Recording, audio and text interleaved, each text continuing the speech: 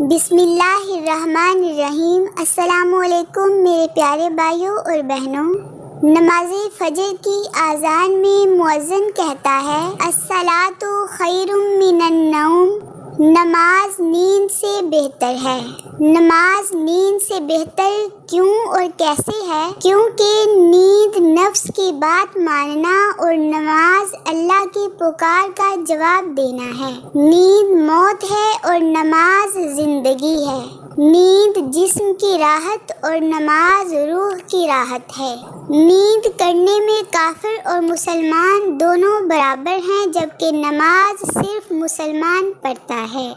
اللہ تعالیٰ کی بارگاہ میں عرض ہے کہ یا اللہ، ہمیں نماز پنجگانہ قائم کرنے کی توفیق عطا فرما، آمین ثم آمین۔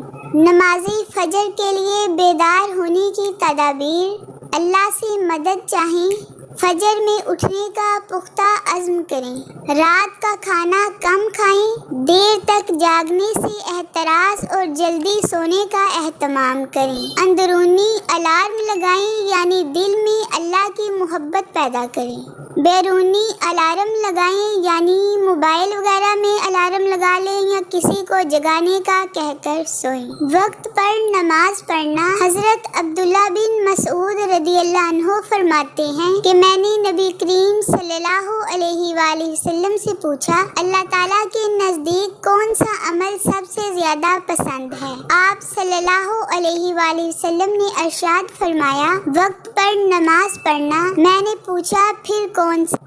آپ صلی اللہ علیہ وآلہ وسلم نے ارشاد فرمایا، والدین کے ساتھ اچھا سلوک کرنا۔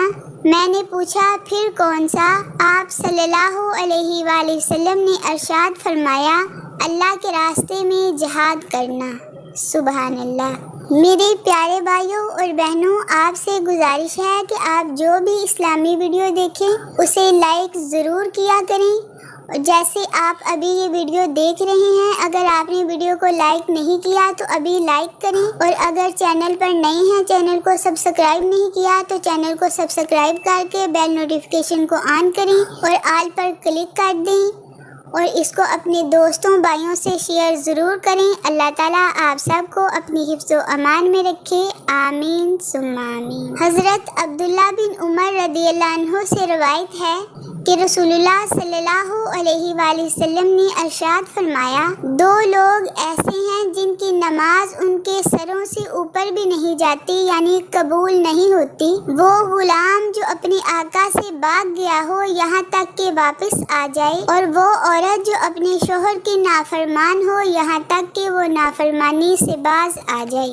اللہ تعالیٰ ہمیں اپنے پیارے نبی کا اور جن کی اطاعت کا اس نے حکم دیا ہے ان کا فرمان بردار بنائے، آمین ثم آمین۔ اللہ حافظ۔